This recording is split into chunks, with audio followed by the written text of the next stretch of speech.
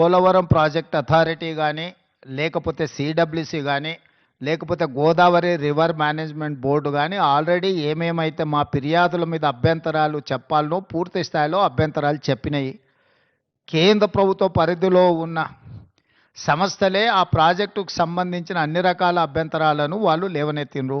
కాబట్టి ఈ సమావేశంలో ఈ అంశాలు ఏవి ప్రస్తావనకు రాలేదు. ఈ సమావేశంలో టెలిమెట్రీ విషయంలో ఇప్పుడు కృష్ణానది బేసిన్ మీద నీటి వినియోగంలో ఆంధ్రప్రదేశ్ ఎన్ని నీళ్లను వినియోగిస్తుంది, తెలంగాణ ఎన్ని నీళ్లను వినియోగిస్తుందో గుర్తించడానికి టెలిమెట్రీ పెట్టాలని ఒక సమస్యకు పరిష్కారం చూపించడం శాశ్వతంగా.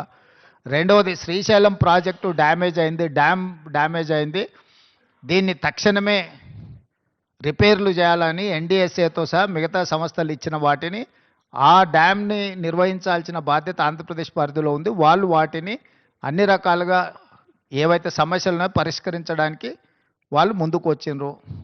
Godavari river management board, Krishna river management board ఆంధ్రప్రదేశ్లో ఒకటి, తెలంగాణలో ఒకటి ఉండాలని పునర్విభజన చట్టంలో ఉంది.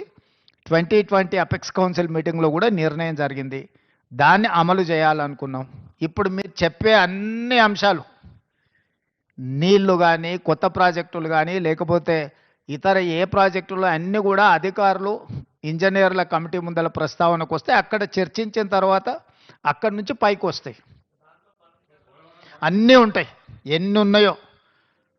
గోదావరి నది ఉపనదులు, కృష్ణానది ఉపనదులకు సంబంధించిన ఆల్రెడీ నిర్మాణంలో ఉన్న ప్రాజెక్టులు కానీ, నిర్మించడానికి ప్రతిపాదించిన ప్రాజెక్టులు కానీ, ఇప్పుడు ఉన్న ప్రాజెక్టుల నిర్వహణలో ఉన్న అంశాలను కానీ అన్నింటినీ వాళ్ళ ముందల ప్రస్తావనకు వస్తాయి. వాళ్ళు ఒకసారి ఆ కమిటీ అపాయింట్ చేసిన తర్వాత వాళ్ళ అంశాలను అన్నిటిని తీసుకొని చర్చించి అక్కడి నుంచి ప్రతిపాదనలు వస్తాయి.